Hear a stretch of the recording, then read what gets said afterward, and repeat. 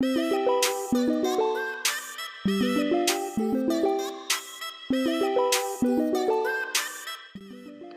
first step was to measure my essential oils, and for this recipe I used a lime essential oil, orange essential oil, and a basil essential oil. That would create a nice fresh scent that I was looking for to go along with the colors in this soap. After I created my essential oil blend, I set them aside and moved on to melting my oils and butters.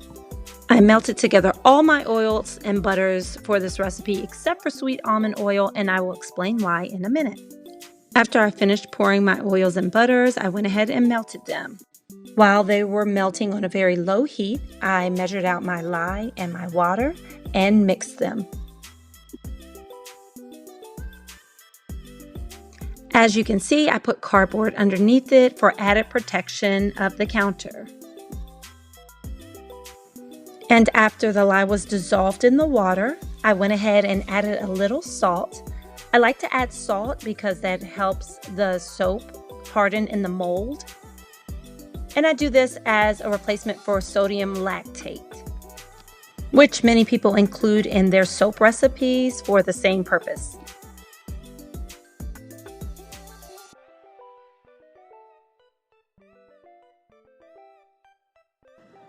Next, it was time to prep my colorants, and they're all natural colorants that I use for this recipe: kaolin clay, rose clay, and French green clay. And I dispersed each in a small amount of water.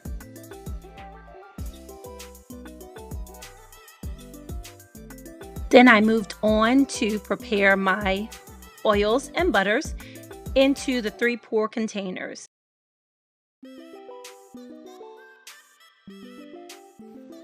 At this point, I measure out my sweet almond oil in 2 of the pour containers.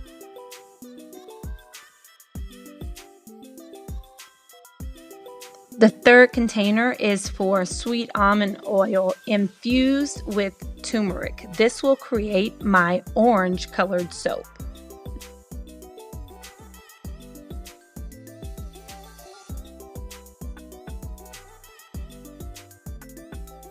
So you'll see here that I am pouring my turmeric-infused sweet almond oil into the 3rd container. And I am trying to make sure I have the measurement exactly right. So you'll see me pour it out and then put a little bit back in. So what is not shown here is that after this, I go ahead and I add my melted oils and butters into each of the 3 pour containers. I, of course, measured it out so that it will be an exact amount in each of the containers.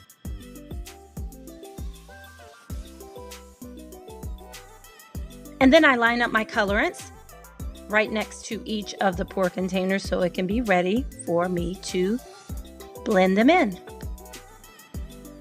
What I have also added already is the lye water that I measured out exact portions for as well. And I start with the first section and use the stick blender, knock out any air bubbles by tapping it on the bottom, and I blend each of the sections.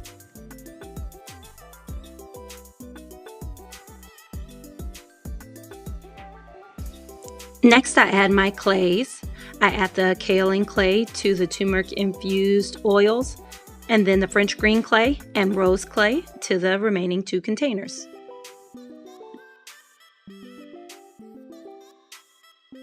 As a last step before I pour, I go ahead and add my essential oil blend. And as you see, I'm just eyeballing it, making sure that each section has some scent.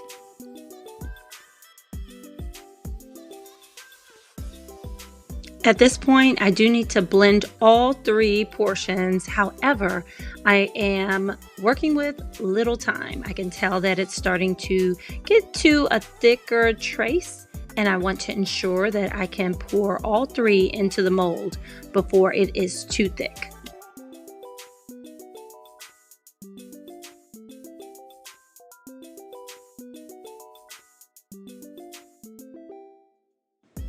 Now, because it started getting so thick and I'm working with a short amount of time, I do start stirring with the stick blender without it being turned on. And then once I get it well blended, then I turn the blender on to ensure it's thoroughly mixed.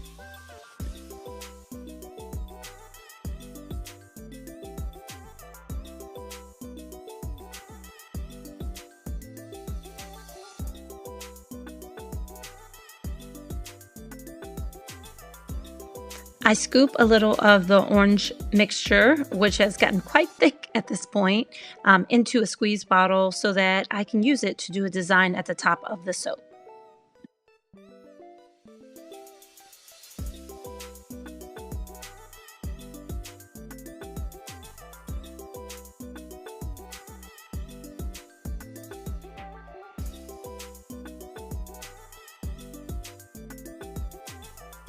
So now it was finally time to pour, and I got my soap mold, which I propped up on one side, and proceeded to pour the orange mixture first. Now you can see it is a very thick trace.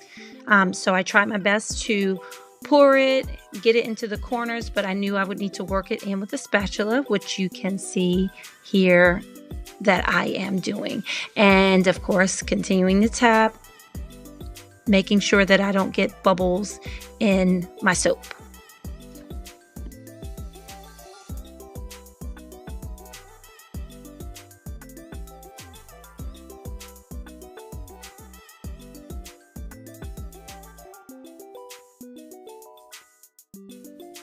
And with that, I am ready for the second color. So this is the pink layer, and I go ahead and I scoop it in there since it's quite thick at this point.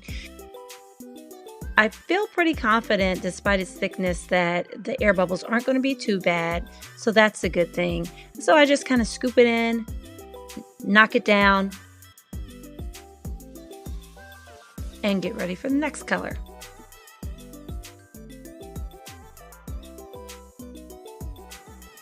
As you'll notice, I still have my soap mold on a tilt, and that is so that that pink color, when I finally level out the soap mold, will be pushed toward the side, and it will kind of give a bit of a diagonal line between the orange and the pink.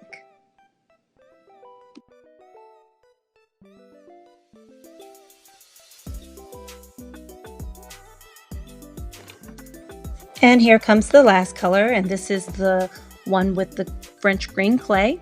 So I, at this point, have leveled the soap mold, and I just pour the French green clay on the top of the two colors.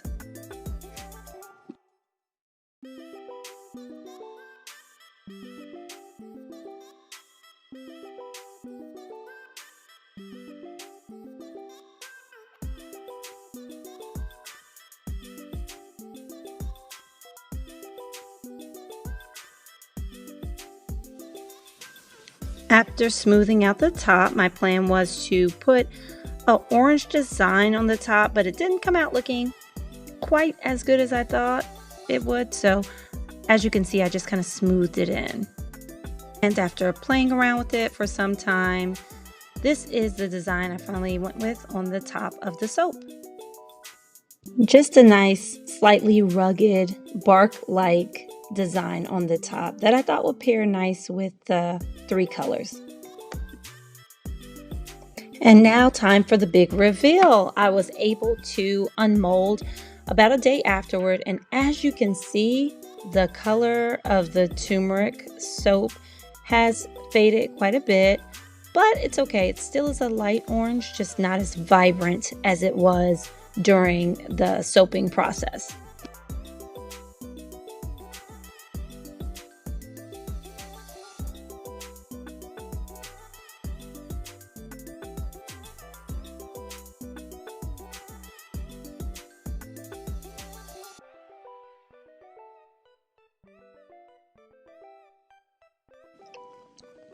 And now it was time to cut.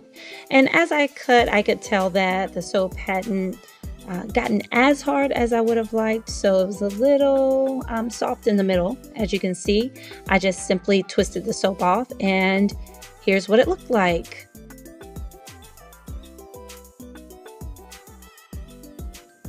The center bars showed a more clear distinction between the three colors, so I definitely liked the way that those looked better than the end pieces.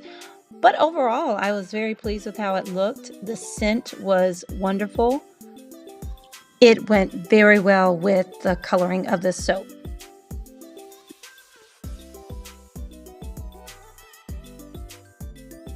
And these next seconds are for those of you who know the pure joy of cutting soap and how satisfying it is to see that process. And you may notice some little tiny fingers over on the side. That is because my kids also appreciate smelling the soap once it is finally cut.